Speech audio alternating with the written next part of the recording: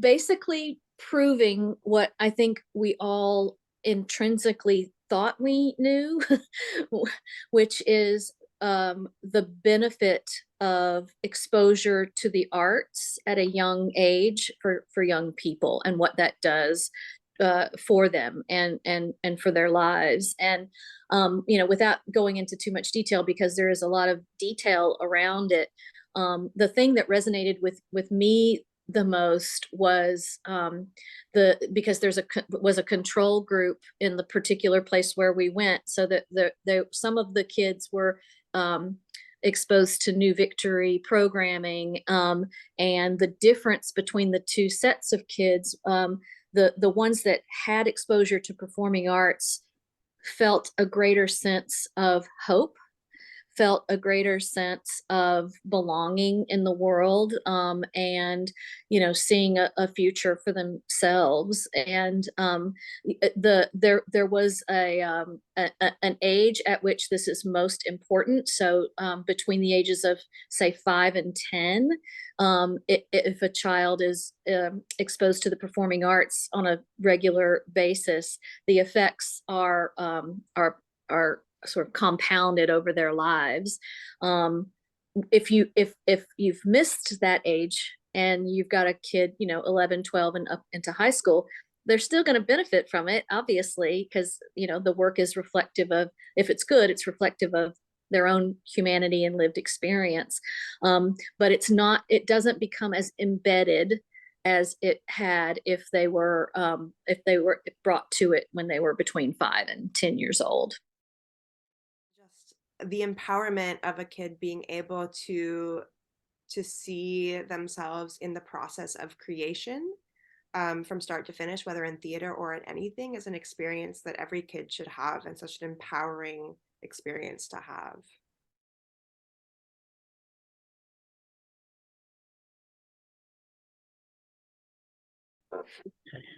Okay, Staten Islander News Organization is here today with Laura Bean, Senior Manager of Artistic Programming for New Victory's Theater LabWorks program, and Mary Rose Lloyd, the Artistic Director for New Victory's Theater. And this is from the bios on their website, essentially. Mary Rose Lloyd is an internationally lauded curator of performing arts, recognized for her expertise in young audiences programming. Her artistic vision has been recognized by Time Out New York. An accomplished speaker and frequent panelist and juror, Mary has also been a board member of TYA USA and International Performing Arts for Youth, where she was the chairman of the Artist Showcase Selection Committee. Mary received the Mickey Miners Lifetime Achievement Award, IPA's highest honor for making a significant impact on the field of performing arts for young audiences. And as for a little bit about Laura Bean, again, this is from your place. So, Laura Bean is an active theater producer in her off time. Recent producing credits include Poor Claire by Chiara Attic, Days Go By Monica Bill Barnes and Company, Trip Light at Joe's Pub, Playing Hot, a Pipeline Theater Company production, and the 3rd and 4th annual Relentless Award ceremonies. Laura is also a group facilitator and reader for the Relentless Award, and that's from 2015 to the present. Laura is the Senior Manager of Artistic Programming at New Victory LabWorks. So good morning to both of you. Thank you. Good morning. It's good to be here. Okay. And just for so that our audiences can have a better understanding a little bit more, and this is again from your website, if you don't mind them. New Victory brings kids to the arts and arts to the kids in and beyond New York City. Powered by New 42, whose mission is to make extraordinary performing arts a vital part of everyone's life from the earliest years onward, New Victory connects its audiences to new cultures, new artists, and new stories through its international programming both online and in its historic Times Square Theater. A standard bearer of quality performing arts for young audiences in the United States, New Victory is led by New 42 President and CEO Russell Granite and curated by Artistic Director Rose Lloyd with the commitment to performing arts access, equity, and inclusion. A global leader in arts education, youth development, and community engagement, New Victory has been honored by the President's Committee on the Arts and the Humanities with the National Arts and Humanities Youth Program Award, by Americans for the Arts with the National Arts Education Award, and by the Drama Desk for providing enchanting, sophisticated children's theater that appeals to the child in all of us and for nurturing a love of theater in young people. So, how did New Victory LabWorks get its start, and what year was that in? Hi, okay, this is Mary, and I'll answer that question. The LabWorks program began as a pilot project for new work development in 2012. It began because the New Victory is a presenting organization, which means we're not producing our own work. Yeah. We're booking in work from around the world to bring to New York City audiences. But we felt a responsibility and a want and a need to connect to our local NYC community of artists.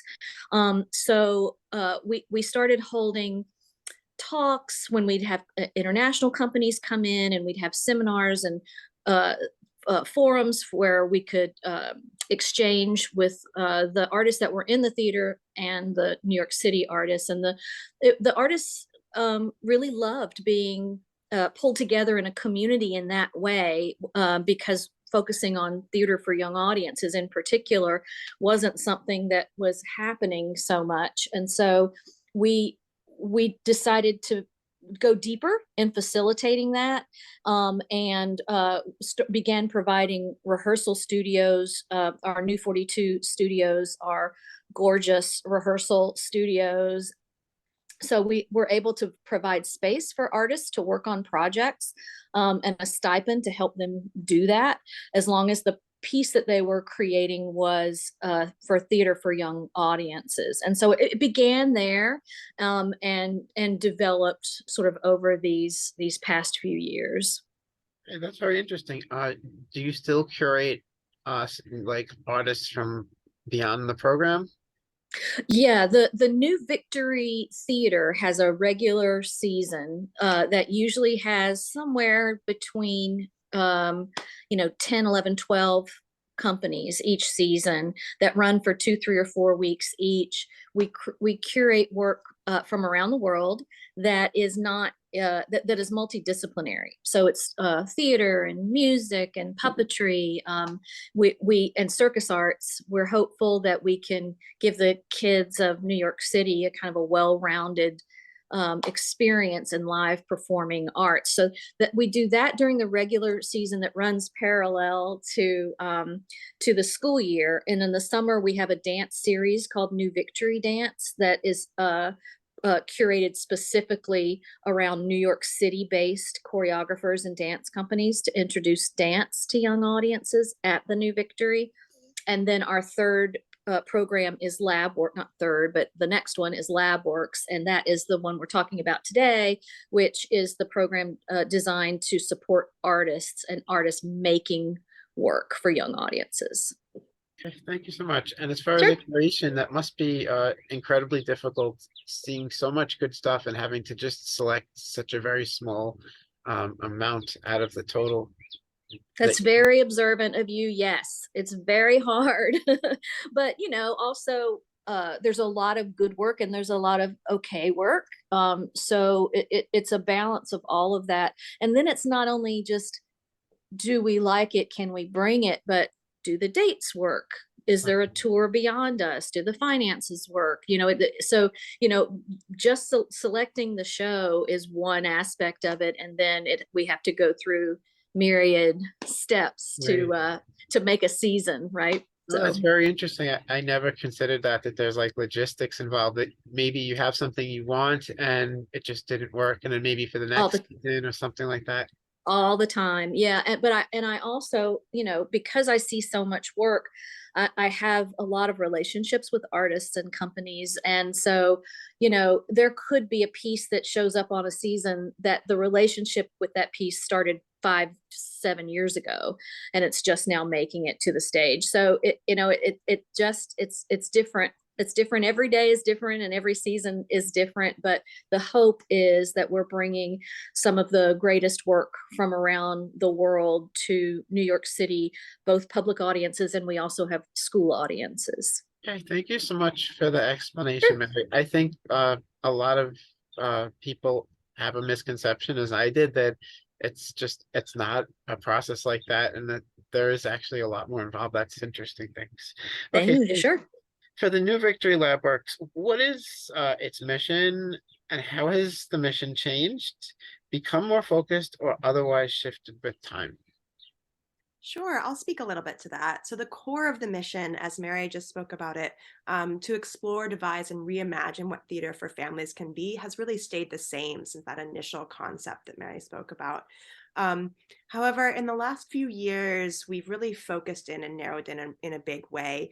The program used to accept projects. So, artists would apply with a project, and that group of artists working on a project would go through the program for a year. Um, and we were accepting up to 16 at one point projects per year, which was exciting and amazing to be able to be working with so many different artists, but really meant that the amount of attention and energy and bespokeness of the program we didn't have the resources to apply. So in 2020, we really cut back on the number of artists and instead wanted to give a lot more energy and attention to those artists. So we specifically started to work with artists of color who were creating new work for kids and family audiences. And we now accept 4 artists a season. And each of those artists, we really listen to them and are able to create very bespoke programs for each of them. So they have some interception and some ways in which the artists all meet together and work together. And then our team is able to work with each artist on what their specific needs are and curate the program each year based on what their needs are. Okay, so it's changed in a sense, being from more of a collaborative effort to now single artists working on their projects and then Yeah. presenting them together. And they're able to work on many more projects at a time. We discovered, especially in 2020, with such a huge shift happening in the world, that artists were running up against walls with being limited working on one project. So being able to focus on artists holistically in their growth, both dramaturgically and professionally, opened up them to actually be creating a lot more work for kids and families at one time and have their creative juices really flowing and have their ideas shifting as the world shifts. Yeah, while collaboration is great, the individual's voice has to be squelched to some extent in order for the group to work. So that's interesting too, how now it's much more direct expression of a single individual. Okay. Hmm. Yeah, we definitely encourage those individuals to bring their collaborators in as well, and encourage that Okay. community element Right. with a focus on a lead artist. I see. Okay. At the Staten Islander, we feel the lived experience of Staten Islanders, as well as New Yorkers, is of highest value. How does that play into New Victory LabWorks mission? Yeah, one of the ways that we shifted by having less artists at one time is we were able to really increase the amount of financial resource we were giving each artist.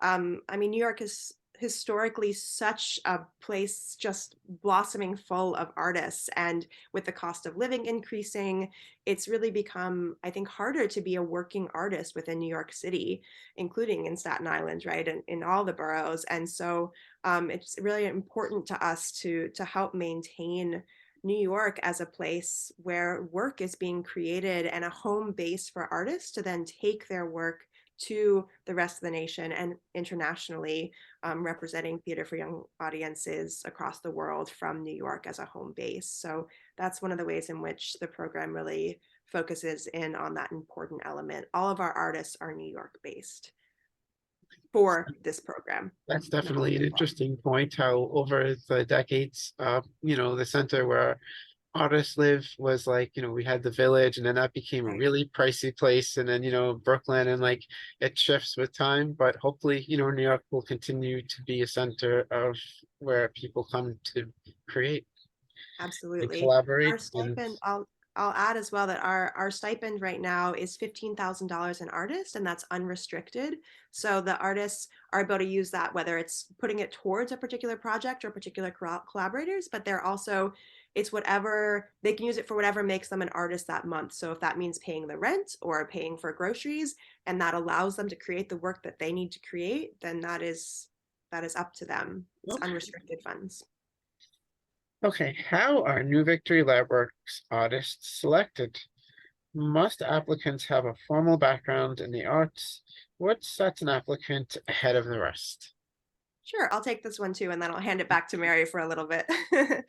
Fine. um, so we have a working group of staff members who review the application each year. Every year we restart and relook at the application. Is it as accessible as it can be to the widest number of artists who are New York City based?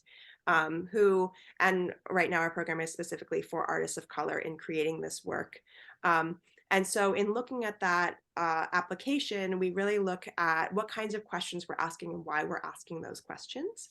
Um, and so that is an evaluation process we go through each year. There's no fee to apply, and there's no letter of recommendation required. So we really try to make it as easy as possible for the artist to get their voice out there and be considered for the program. And then we work with review panels. So once all the applications come in, we have review panels that are consisting of our staff members at the New Victory, as well as alumni members from the LabWorks, so that people who have gone through the program before, industry professionals, and we also have our youth corps. We have an incredible youth corps program of young New York City folks who are also part of those panels as well. So we have a wide number of perspectives reviewing each of those applications. And then we get together and have discussions on what stands out and what applications are really exciting to us. It's As really far as what feels like it stands out, a lot of it is what part is new, what either feels like a new thing being explored or an old thing being explored in a new way. And artists that are really in particular excited about what it means to create work for young audiences, that really stands out to us as well, since that is the focus of what we do at New Victory. so basically raw creativity and enthusiasm are really important. Yeah, absolutely. Okay, cool.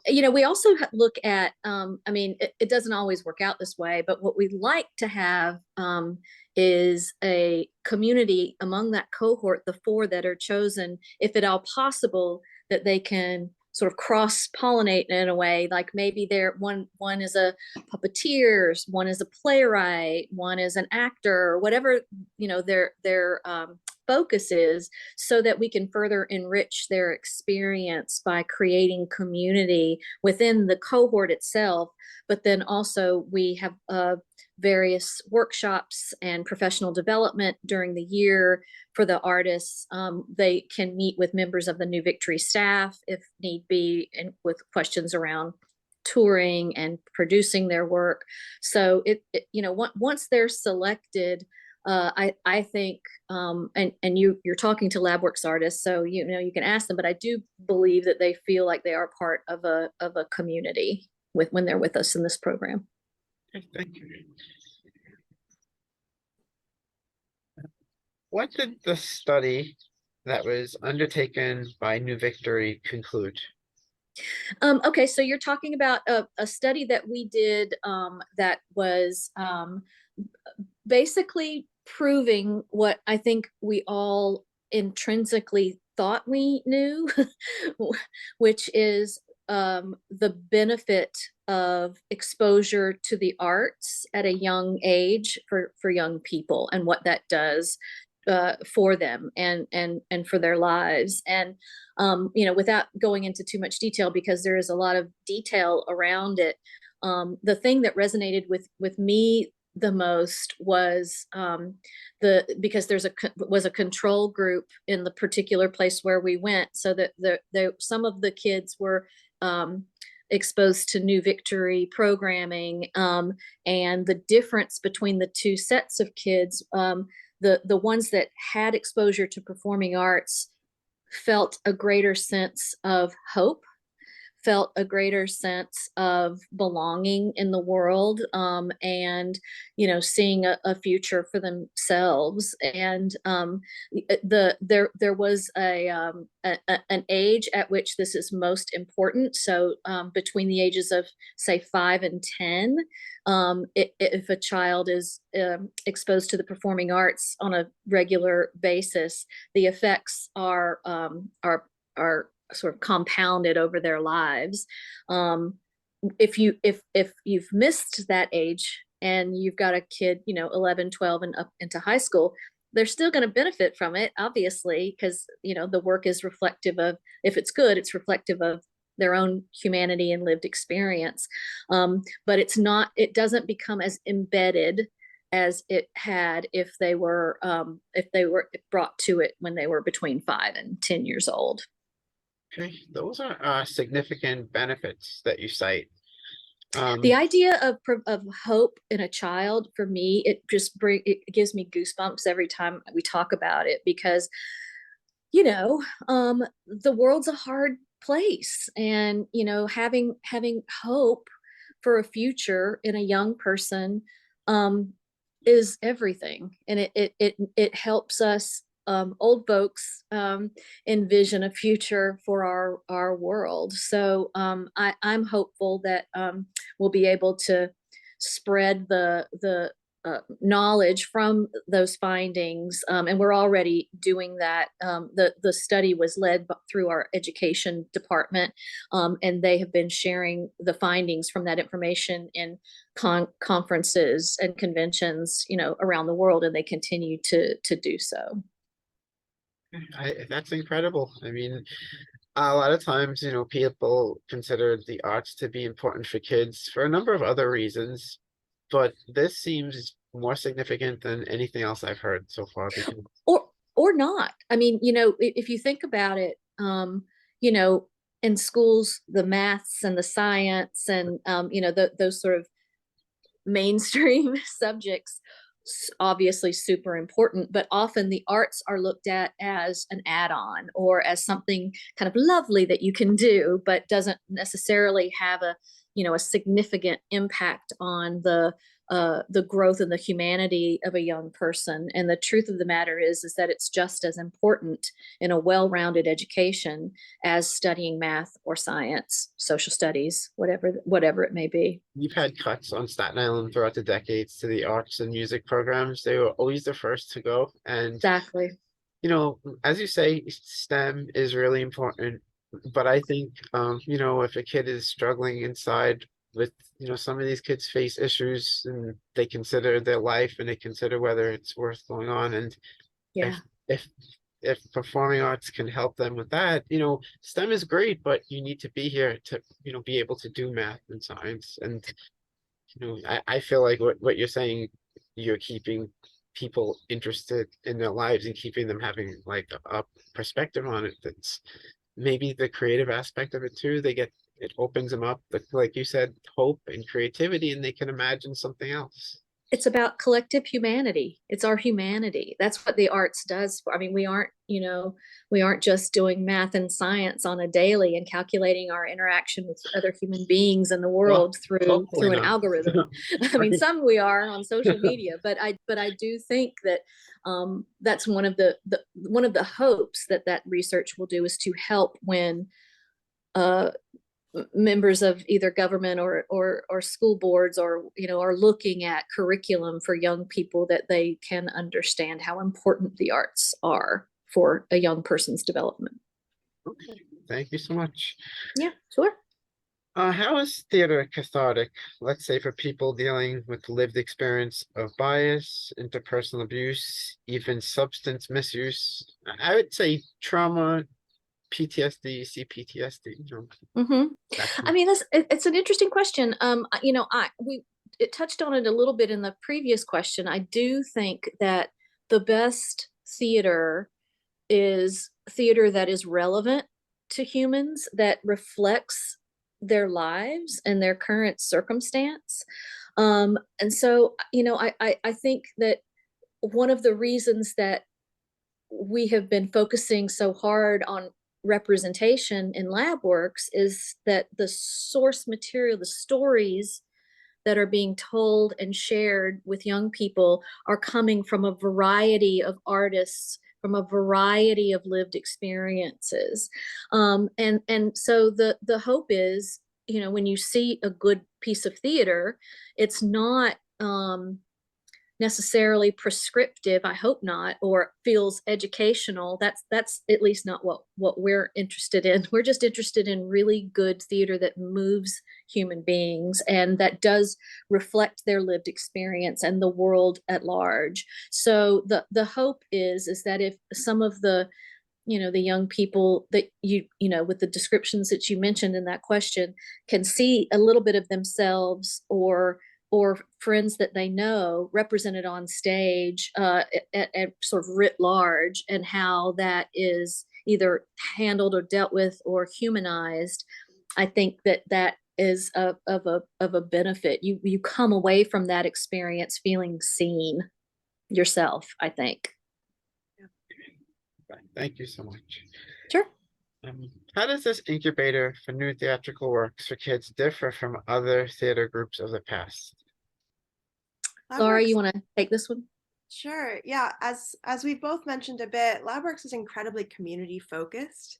That's a huge element of what we look for in who we're gathering, and really our whole program is made possible by the community behind it.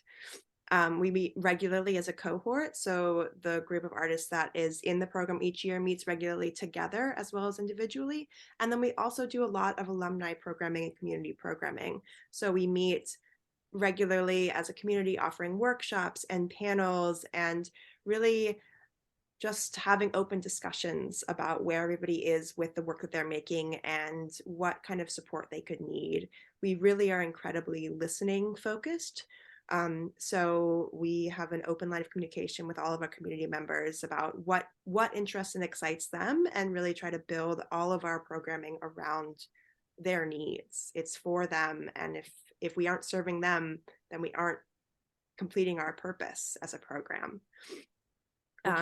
I think the other element is that we are bespoke about how we define success. So in one of our first meetings every year with a new cohort artist, we talk to them about what does a successful year in LabWorks look like to them, and build that plan with them, and really try to hit those markers throughout the year based on what they consider successful for them. And that can be anything from, I do have this one project that I want to finish, to I've been really scared of failure and I want to try a bunch of different things and see what falls flat and use my time to play in a way that's unrestricted. So it's a wide range of what that success looks like, and we're able or at least aim to do that for each artist based on what their needs and interests are each year. Okay. I think the other element that makes this program pretty unique is that we do focus on artistic elements holistically. So we have conversations around the dramaturgical elements of each piece, but we also are talking about what kind of budgets do you need to make? What are your goals with each piece? How should you scale each piece based on what those goals are? So we really tap into the business end and the artistic side across the board based on what each artist is working on and what their particular goals are. Okay. And Laura, so there's always a very strong community context behind everything. Yeah. That's interesting. And what you've said is even the individual artists collaborate. So you have all different groupings of collaborations collaborating in all different ways. Yeah. That's interesting. Thank you. How is New Victory a uniquely NYC phenomenon? A uniquely New York phenomenon. Well, I mean, I think we're a unique phenomenon worldwide because there are, I mean, we are dedicated, the New Victory is dedicated to presenting work for young audiences, as we've described, all year round. We're not doing it for matinees on the weekends, in addition to adult programming that we're doing. We are focused on presenting the best performing arts for young people in the world, and there really aren't any other theaters like us in at least in this country. The presenting houses are presenting work for adult audiences, some as well as kids in some instances, or very specifically one genre of the performing arts where we are multifaceted in that way. We embrace a youth culture. Laura mentioned our youth corps earlier. We are Usher Corps are made up of high school and college students who are obviously paid for their work, but also in addition to working front of house and working shows, they are also given different kinds of professional development throughout their years with us around sort of life lessons and having forums or talks with people who are in different careers, not just theatrical careers, but folks that we know that work in fashion or medicine or whatever, so that they can be exposed to different kinds of work and paths to get there. So to describe us as uniquely New York, for sure is easy. I would just challenge to say I think we're worldwide unique. I don't think there's anybody else doing exactly what it is that we do with such a full and dedicated staff. I don't know. I hope that's a good enough answer, because it's a little esoteric one to answer. And plus, I'm the artistic director, so I'm like, we're the best and we're so unique. But in it, trying to be as objective as possible, just the model of what we're doing and the way that we're doing it is very innovative and very different from what I understand is being done, at least in this country. Yeah, so it's like a theater group dedicated to community growth, inner growth, expression, community expression, individual expression. It's yeah, it's also like obviously about the arts. That's understood, but beyond that, you guys are changing lives, it seems. I mean, it's why we do what we do. That there's nothing better than watching a child watch a live piece of theater for the first time. If it happens a lot in through our school program, and it's just remarkable. But there is a community. I think the families that come to our public shows feel ownership of the theater. They're welcomed. They know it. We are very we're pretty friendly. And they know sort of they get to know our front of house staff, and the ushers get to know the kids, and it is very congenial. And I think you hope that either whether you're visiting with a school or with your family, that the idea of going to the New Victory for whatever it is, whatever show it is exciting. Like, oh, we get to go to the New Victory as a New Victory experience.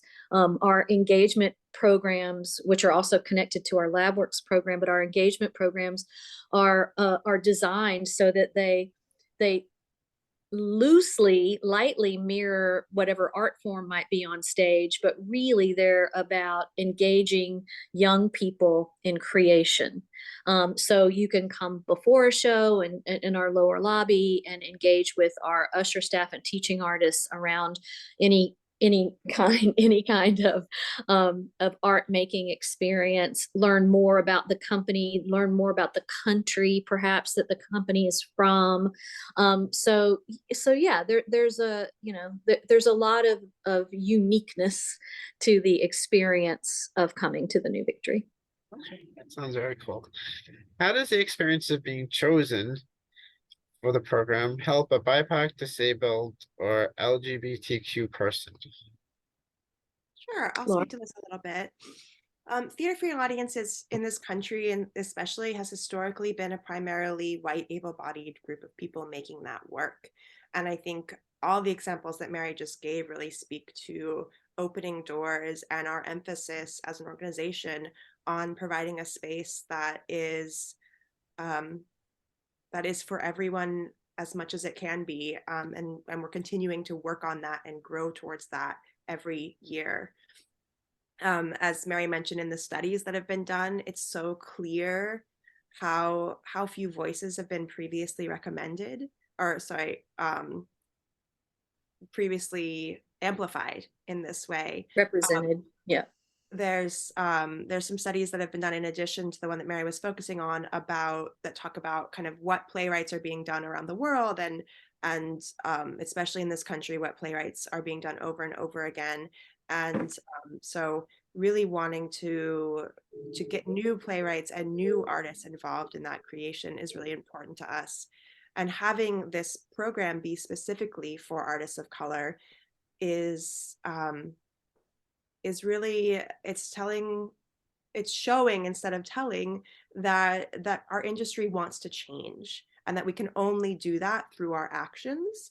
And so we're doing the best that we can as an organization to do that.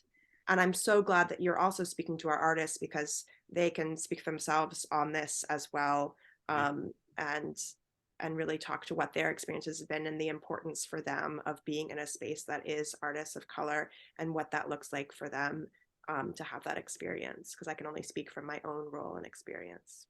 Sure. So there's a supportive element involved, definitely, as you seem to suggest, this supportiveness that doesn't seem to be so common in society, and that definitely is a cool thing. Also, so theater allows lived experience to be recorded, and future generations can have a glimpse of what life is like, because it is artistry, and you do get the inner experience of the creator. Even if it's, cast in fictional characters, there's going to be an element of truth, an element of, their vision. So in the past, these groups, their lived experience was lost. So in the present, it seems that your group is helping to preserve what's happening now, like at this phase in society, how these groups of people are dealing with whatever issues they're dealing with, whatever, positives, negatives, and the future will have that. But because, like, based on what you just said, in the past, we really don't have that artistic record. Certainly not within mainstream theater viewing audiences in the US. I wouldn't, it would be remiss to let go of the amount of storytelling and theater Sure. making that has happened within cultures. But as far as what's presented mainstream across and going into schools and touring, that has not been part of that infrastructure. And so if we really want to break through and have theater viewing audiences as an industry be representative of our country, then it's important to really break down those barriers.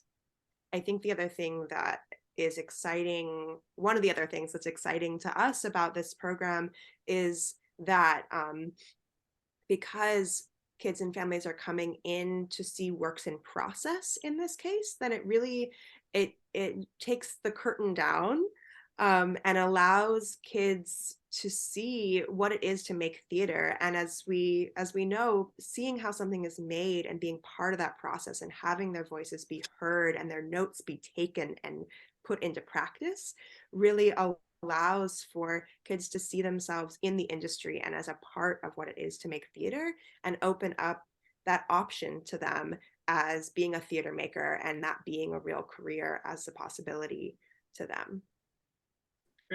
Thank you so I much. think that's really such an important point to make. I just love that too, that, a lot of times you just don't realize, oh, I can do that for a living. I can get paid to design sets, design costumes, act in a play, produce something, direct something. So the opportunities that opens up, and that the kids of this country are wholly represented in the work that they're seeing, then they can imagine themselves doing that. Thank you both. That's a comprehensive answer to my question. In what ways do the performances help audiences to learn, be creative, or address personal or even social concerns? Yeah, I think this ties back to what we just talked about a bit for sure. And just the empowerment of a kid being able to see themselves in the process of creation, from start to finish, whether in theater or in anything, is an experience that every kid should have, and such an empowering experience to have. And this question is directed at both of you. Do you have any influences? And since this is such a broad undertaking, I mean, it is theater, but it encompasses so much more. They could be any kind of influences, of course. Laura, do you want to go first? You go first. Let me go first. I mean, I hope that I'm influenced by a lot of things that I've experienced over my lifetime. I'm influenced by artistic directors who lead visionary programs in their theaters, whether that's producing work or presenting work. I'm really influenced by the audiences that we have at the New Victory, the kids for sure. When the kids are in the house and they're giving time-based feedback to the artists that are on stage, it's just great, and it's not, a lot of people they talk about theater etiquette or whatever, but if kids think that they're going into a space where they have to be quiet and they can't do this and they can't do that, what we try to do is say, experience this piece as you need to or want to, as long as you're considerate of the people around you. So I'm influenced by that on a daily basis, and certainly from artists around the world who have paved the way in making remarkable theater for young people that is not pedantic, and it is not sort of theater in education, which totally has its place and is a thing in and of itself. But what's more interesting to me as an adult consumer of theater is that the works are interesting on their own and surprising and unique and not sort of pedantic. So yeah, so artists, audiences, professionals in the field. I've got a lot of influencers. I'll yes and that. I agree with all of that for sure. I think we're so lucky to be in an industry full of just incredible artists and incredible change makers. I think that a lot of other pieces also influence me. A lot of writers have influenced me in my life, of who people who bring me new perspective. I think Octavia Butler and Frank O'Hara. I think of artists who I love both their content and the way they work, like our friend Monica Bell Barnes is an example of somebody who I adore both those elements. So putting them together to create the work in a loving way that is work that I adore is so exciting to me. And I have a daughter, and so getting to watch her grow and learn and discover every single day has a huge influence on the way that I now view theater for young audiences. It's something that I've been excited about and passionate about for a long time, but having now a young daughter just adds a whole other lens to the way that I'm looking at that work through her eyes as well. Okay, thank you both. Those are both heartfelt answers. I appreciate that. Um, how have you witnessed children's theater changing in your tenure? And connected to that, how have the audiences changed, or have the audiences changed? That's such a comprehensive question. It's funny how the pendulum can swing. I mean, I think when I first started working in theater for young audiences in the late 90s, I was just learning about work that was, a lot of it made in Europe, but in other places around the world that at the time had highly subsidized programs from their own governments, who would basically support artists to the tune of, in some countries it was like 80% of their operating budget was covered by government subsidy. So I was in awe of that, and also, you know, would come back to this country and think, where's our where's our government support for the arts? But by having that safety net, those artists and companies were able to create work that was more challenging and more risk taking. They weren't a lot of companies understandably have to sell tickets to survive, and a lot of audiences are going to respond to known entities, known titles, and things like that. So in trying to introduce great theater from these places around the world, and a great sort of engagement experience for audiences, I'm hoping that it comes back to, we trust the new Victory. We whatever's there, even though it's not a title we recognize, we want to go and we want to see it. We want to see why they brought it and what engagement activities happen around it. And I think audiences were more sort of wild and ready to go a few years ago. Since that time, have a lot of many more producing houses. Broadway have been making work for family audiences because they see it's not one ticket, it's potentially four, right? The sales for that. So there's a lot more folks sort of in the game, and there have been increasingly since I started. So, you know, in watching that sort of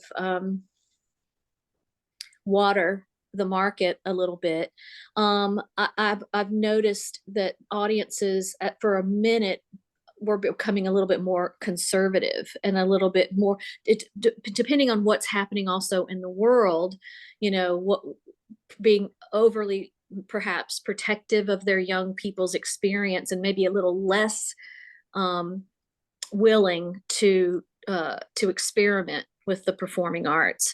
And now I think it's swung back, and I think that audiences are very much, especially our New York City audiences, are very much up for the challenge of not just exposing young people to good theater, but themselves. Because when I bring a work, I'm not bringing it if I don't think everybody is going to enjoy it. So the work has to meet certain standards of intelligence and sophistication, and surprise is always good for me anyway. It's great to be surprised, as old as I am, in the theater. But so I think, you know, for me, the the the change in that, and the willingness in parents and teachers and other gatekeepers to allow young people to have an emotional experience in the theater is pretty remarkable. And we're just hoping to build on that and do more and more work. We do work for special needs audiences, sensory friendly shows, and that kind of thing. Again, just trying to continue to work on being more inclusive and better at what we do. So, you know, I think audiences are, you know, also expecting a little bit of immersion, a little bit of participation has, you know, in theater has become more of a thing. And in young audiences shows, that has been a sort of a theme for a while, sort of call and response, or speaking to the audience. And the more that artists can engage an audience with them, I think the more likely they are to come back and to understand the difference between a live experience with a community of people sitting around you, watching with you what's happening on stage, and all of you engaging with the artists on stage back and forth, compared to playing a video game, or, you know, any other kind of thing that, you know, you might opt for entertainment, to see, right, this is something that we can do, and it's fun for all of us to be together and to do it and to experience it, and then to hopefully talk about it afterward. So I think that that has become more and more prevalent. Thank you so much. Sure. Okay, how do works in progress affirm for children that their voices are heard? What are the ramifications long term, or what might you speculate could be some of the ramifications? Yeah, I think we've talked a little bit about just how important it is for kids to have their opinions respected and to see then the work change based on their own voices and how powerful that is. And I think that that really leads to a confidence and a respect and a feeling of humanity in our kid audiences that that then goes out to the rest of their lives. It's not specific to creating theater or to this one environment, but that that is an important feeling. Honored in that way is an important way to feel as a human and as a kid, especially when you don't always get that experience on the daily. I think it's true. Our kids don't always have a sense of feeling heard. Yeah. In some cultures, children aren't actually, their voices aren't respected. And, traditionally, some traditional cultures, that's how it is. And some subcultures in our culture, that's how it is. And within some families, I guess it varies even within a community. So that For Yeah. sure, absolutely. And so bringing that confidence and ability to even, right, the practice of, if it's a traditional feedback session, the practice of speaking in front of a group even and being comfortable with sharing your opinion is so important. Thank you so much. What are some experiences kids might have participating in these workshops?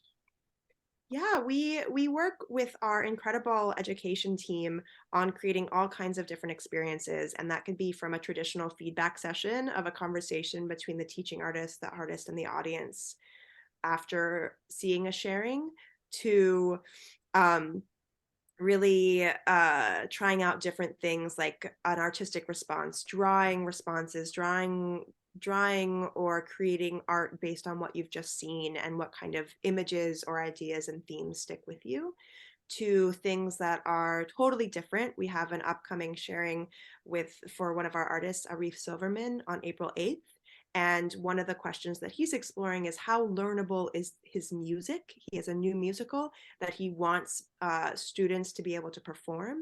And so part of his sharing is we'll hear professionals sing some of the songs and do some of the show for us. And then the audience of kids and families will take some time to learn that music. And so he'll be getting to hear other folks learning the music who might not be so musically inclined. And he'll be evaluating how easy is this to learn as somebody who may not have that background. So there's a total range depending on the age of the kids and what the artist is exploring and looking for. It's really interesting. And now, for our final question, what might participants walk away with in terms of insights into creating, seeing a BIPOC artist living their dream, ideas regarding society and life, as well as inspiration to make changes or find a direction for themselves?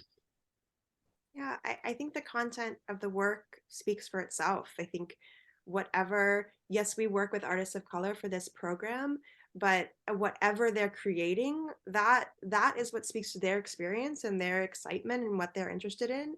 It's not specific to a certain thing, right?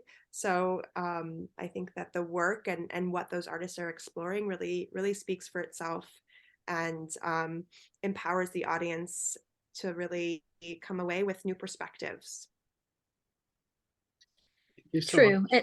And again, to the representation part of it, I really do think that what like Laura's saying, that these artists, hopefully we're creating and generating enough interest in them and their work, that these pieces and these artists will travel even outside of New York City and maybe tour in this country and abroad, and can share a true American experience from their perspectives, which I think I know is lacking in international touring. So I'm happy about a lot of things about this program, but that's one of the big ones. We're So, so lucky that the artists that we work with are truly incredible. And we're so excited to be working with them and collaborating with them. It really brings us so much joy. Yeah, I felt fortunate to be able to interview them. It was a good experience. It was very, very cool. And so this concludes our interview today. Mary and Laura, thank you both so much for your time, for your um, incredible attention to detail in answering. I think that this is helpful to the world, what you guys are doing. Like, bringing quality theater to kids is great.